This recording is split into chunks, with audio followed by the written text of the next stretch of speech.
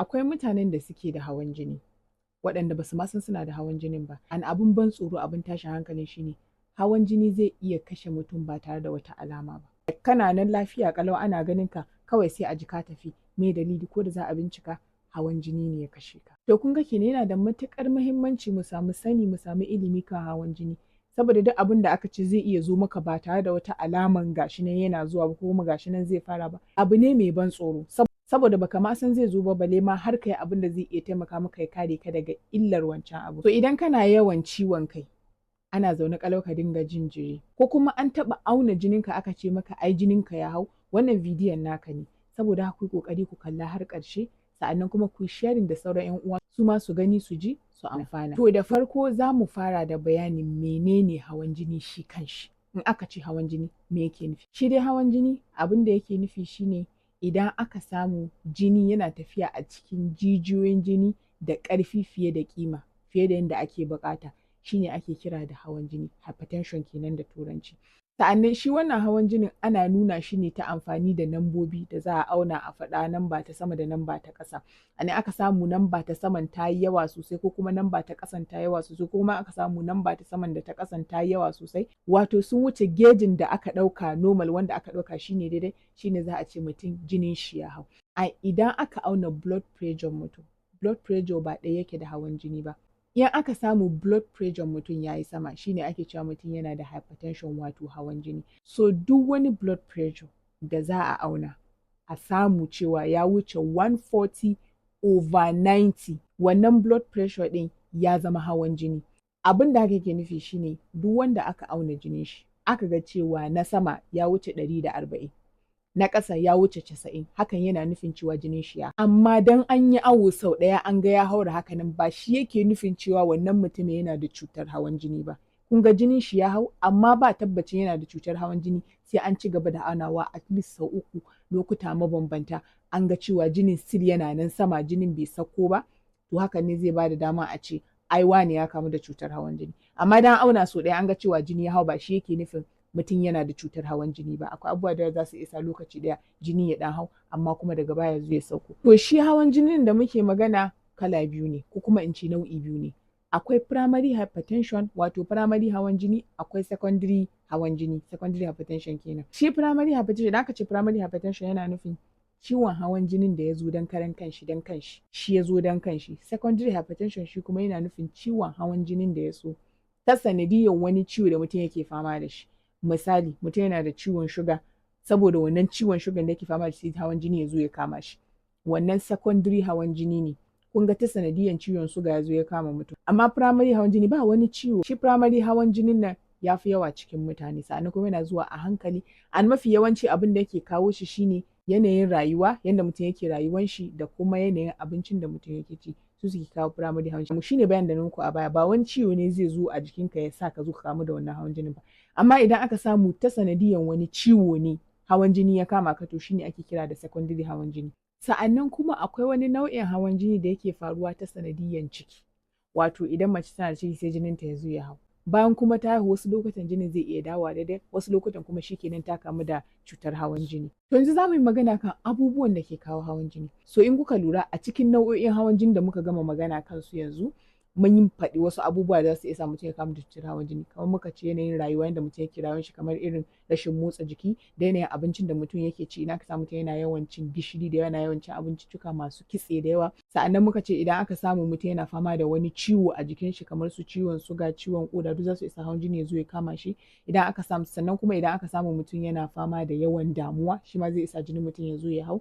Idan aka samu mutum yana yawan shan taba, ko kuma mutum yana shan giya, su ma duk za su iya sa jinin mutum ya zo ya hau. Taba da giya akwai abubuwa da yawa bila adadin za su sa mutum ya zo ya kamu da su. Sa'annan kuma abu na gaba da zai sa mutum ya kamu da cutar hawan jini shine gado. Za a iya gadon cutar hawan jini. Idan aka samu mamanka ko babanka, ko kuma mamanka da babanka duka suna cutar hawan jini, akwai yiwuwar ka kamu da cutar hawan jini kai ma nan gaba. So kun ga ana gadon cutar hawan jini. To yanzu za mu yi magana kan alamomin cutar hawan jini.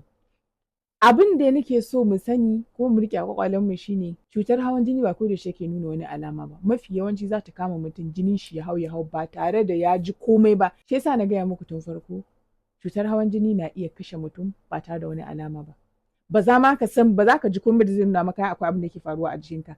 Shi yasa ake kiran shi da silent killer. Kana nan jininka ya hau amma baka sani ba saboda ba wani alama da kake ji, ba wani alama da ya bayyana a jikinka. To amma duk da haka akwai wasu mutane da sukan samu wasu alamomi za su iya nuna cewa jinin su ya hau. So idan ka ji ko da ɗayan daga cikin alamomin da zan lissafa yanzu sai ka yi ƙoƙari ka kai kanka asibiti a duba ka. Alama ta farko shine idan mutum ya zo yana samun ciwon kai mai tsanani, ana zaune ƙalau ba komai ba wai zazzaɓi kake ko haka kawai kanka ya zo ko da yaushe yana ma ciwo.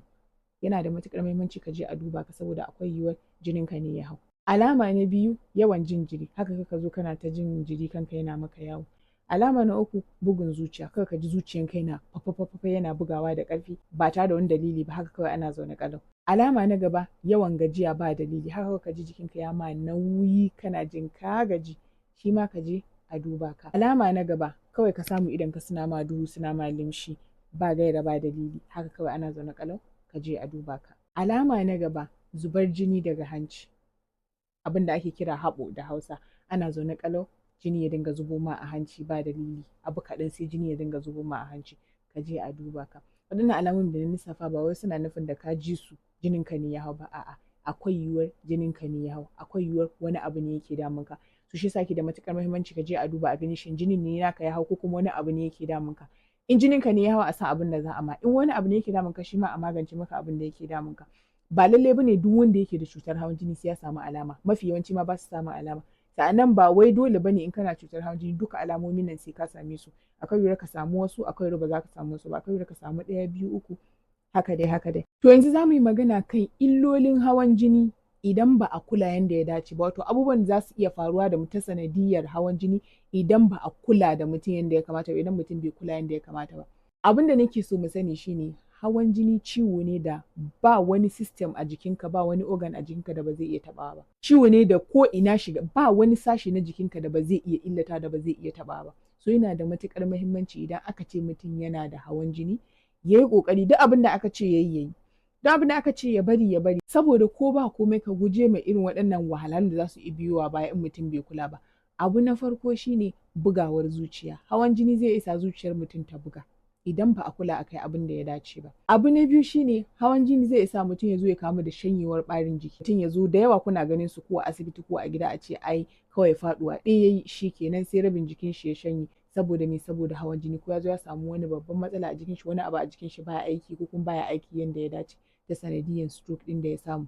Idan mutum yana da hawan jini ba a kula yanda ya dace ba akwai yiwuwar ya zo ya kamu da stroke. Abu na gaba kuma mai ɗaga hankali da hawan jini zai sa mutum ya kamu da shi shine lalacewar ƙoda. Idan mutum yana fama da cutar hawan jini kuma ba a zo ana kula yanda ya dace ba, ana yin abubuwan da ya dace, ana kiyayewa, zai iya zuwa ƙodan shi ya zo ya lalace ya samu matsala. Ciwon ƙoda wani tashin hankali ne on its own, wani babban abu ne, so ba a fatar haka. Shi yasa ke da muhimmanci a dinga kiyayewa, a dinga kula. Abu na gaba da hawan jini zai iya sa shine matsalar ido, zai iya zuwa affecting idon mutum. Wani lokaci mutum ya zo ya rage gani, kai wani lokaci ma har zai iya sa mutum ya makance, ya zo baya gani kwata-kwata. Abu na gaba da hawan jini zai iya sawa shine mutuwa kwatsam, ana zaune ƙalau haka kawai dai sai a ji mutum ya mutu, a rasa to ya me faru.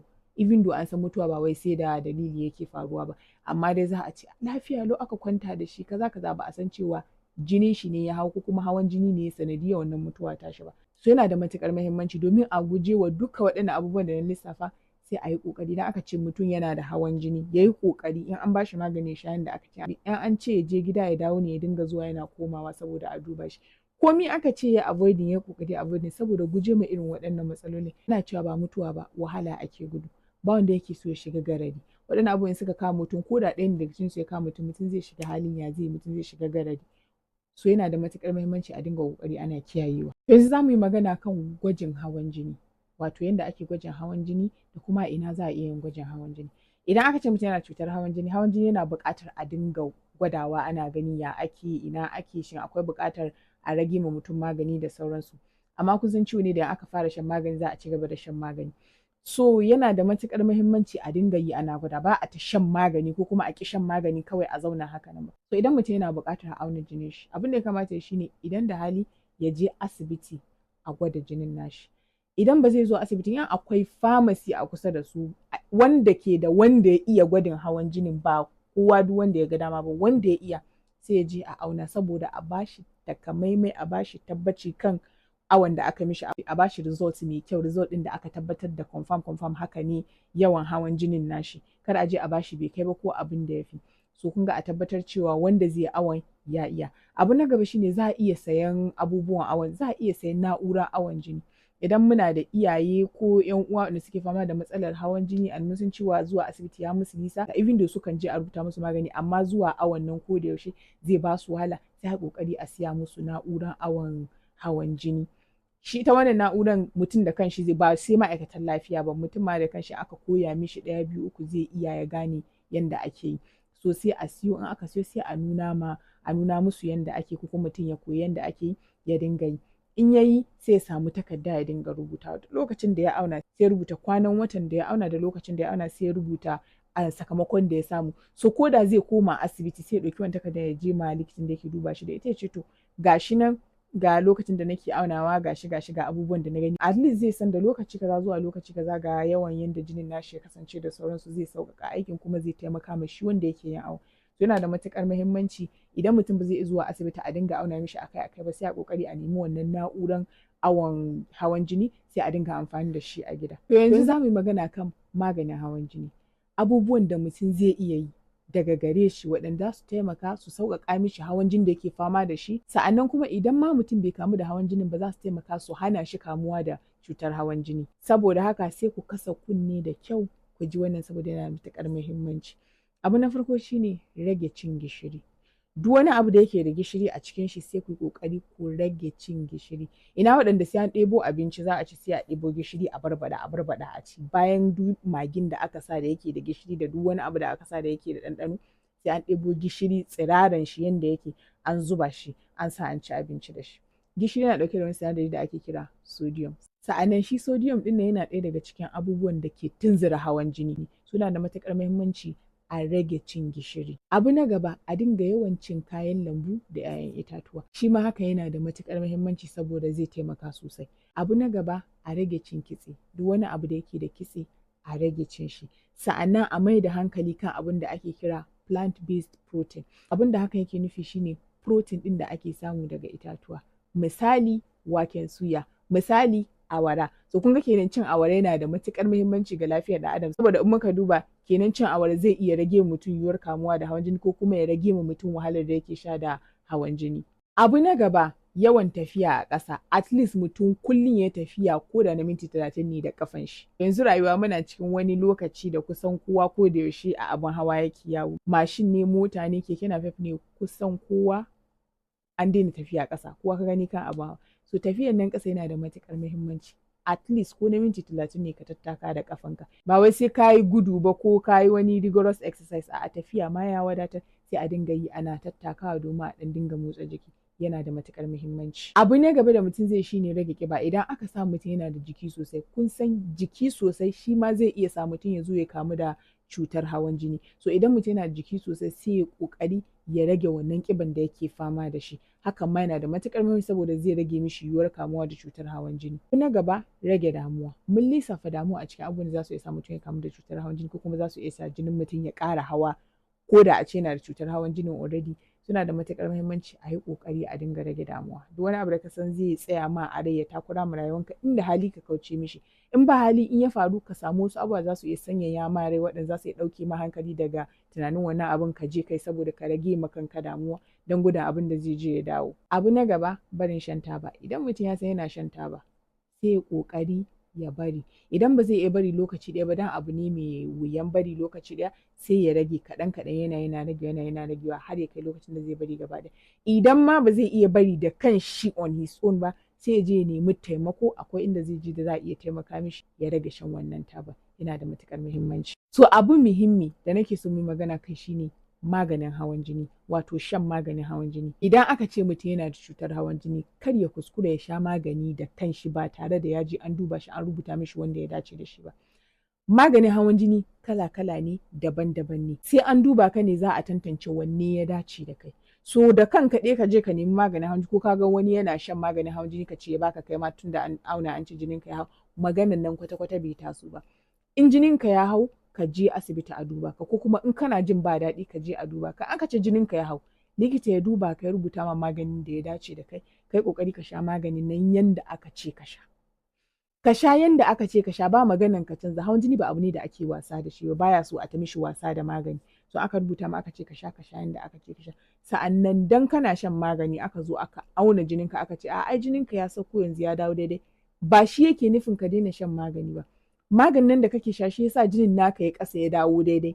Kana barin shan magani jinin naka zai halba ya sama, in ya sama ba a san abin da zai zo ya faru ba. So yana da matuƙar muhimmanci idan kana shan maganin hawan jini dan an ce ma jininka ya dawo daidai, kar ka bar shan magani. In ma kana son ka ji shinya ne baka gama gamsuwa ba, ka je inda aka rubuta magani ko kuma ka samu wani asibiti dai ka je ka kai musu maganin da aka rubuta maka ce gashi amma yanzu an ce jininka ya dawo. In akwai wani abu da za su maka wanda zai taimaka za su maka ƙarin bayani dalla-dalla da za ka gane. In kuma aka maka bayani kaga cewa akwai wani abu da ya dan tsaya maka ya sa maka tantama baka ƙara ganewa ba, kana da haƙƙi da za ka yi tambaya a maka bayani yanda za ka gane. So ni abin da nake so mu riƙe shi ne kar a sha magani ba tare da an rubuta an ce ka sha ba. In an rubuta magani kar ka daina sha kawai dan kaga jininka ya sauko ya dawo daidai. Again abin da nake so mu sani kuma mu riƙe shi ne hawan jini cuta ne da in ya kama ka kenan. Ba maganin shi da za a ce da ka sha za ka warke hawan jininka ya tafi kenan. Sai dai in secondary hawan jini ya kama kamar da na muku bayani wani ciwo yake sa ya zo ko. So idan secondary hawan jini ya kama ka wani lokacin aka cire wannan abin da ya sa jinin ka ya hau, wato aka magance wannan ciwon da ya kama ka da har ya sa jinin ka akwai yiwuwar jinin ka zai iya dawo daidai shi kenan. Amma a ce ga magani ɗaya da mutum ya sha shi hawan jinin shi zai warke, wannan maganar bai mata su ba. Akwai mutanen da suke cewa idan mutum yana cutar hawan jini da ya shiga cikin jin daɗi inda ba a ɓata mishi rai hawan jinin shi zai warke shi kenan. Wannan maganin shi ma ba gaskiya ba ne. Mutum yana cutar hawan jini ko an faranta mishi rai, quite alright a faranta mishi rai a hana shi shiga damuwa zai taimaka mishi. Amma dan an faranta mishi rai ba shi zai sa cutar hawan jinin shi ya warke ba. Da masu cewa hawan jini baya kama matasa tsofaffi, ciwon tsofaffi ne, tsofaffi kawai yake kama, ba gaskiya ba ne. Hawan jini yana kama matasa, so ba tsofaffi kaɗai yake kamawa ba. To yanzu na zo kan waɗanda mutum zai je asibiti a rubuta mishi maganin shi na hawan jini, yana sha lafiya ƙalau fa yana jin kan shi ya samu sauƙi, kawai sai a zo a ce ya ajiye wannan maganin, ai ga wani magani na gargajiya da ya sha shi hawan jinin shi zai warke. Mutane da yawa sun zama victims ɗin irin wannan abu har suka zo suka rasa ransu. Mutum yana shan magani kuma maganin nan ya mishi, kawai ka zo ka ce ya ajiye wannan maganin da ya mishi ya zo ya sha wanda ka zo ka kawo mishi, wannan ba daidai ba ne. So shawara na gare ku shine ku dinga yi kuna auna jinin ku dinga yi kuna auna, ba wai sai an ce kana da cutar hawan jini ba, ko ba a ce kana da hawan jini ba, from time to time a dinga yi ana auna, saboda na gaya muku baya da alama. Mafi yawancin lokuta ba zai zo da wani alama ba, kawai jininka ne zai hau sai barna ta faru sai a zo a ce ai jini ne ya hau shi yasa hakan ya faru. So idan ana yi ana ɗan duba from time to time za a iya kama shi da wuri, za a iya kama shi kafin barnar ta zo ta faru. Sannan kuma iyayenmu da suke fama da matsalar hawan jini sai a dinga ƙoƙari a ɗan siya musu abun auna hawan jinin da za su dinga yi a gida domin kiyaye lafiyarsu. Sa'annan yana da matuƙar muhimmanci mu dinga mai da hankali ga lafiyarmu. Idan kun ji daɗin bidiyon nan ku yi liking bidiyon nan, ku rubuta mana comment da abin da kuka ƙaru da shi a cikin bidiyon nan, ku yi subscribing ma channel ɗina, sa'annan ku yi sharing bidiyon nan ma sauran 'yan uwa su ma su gani su ji su amfana. Sai mu haɗa ku a bidiyo na gaba. Allah sa mu dace.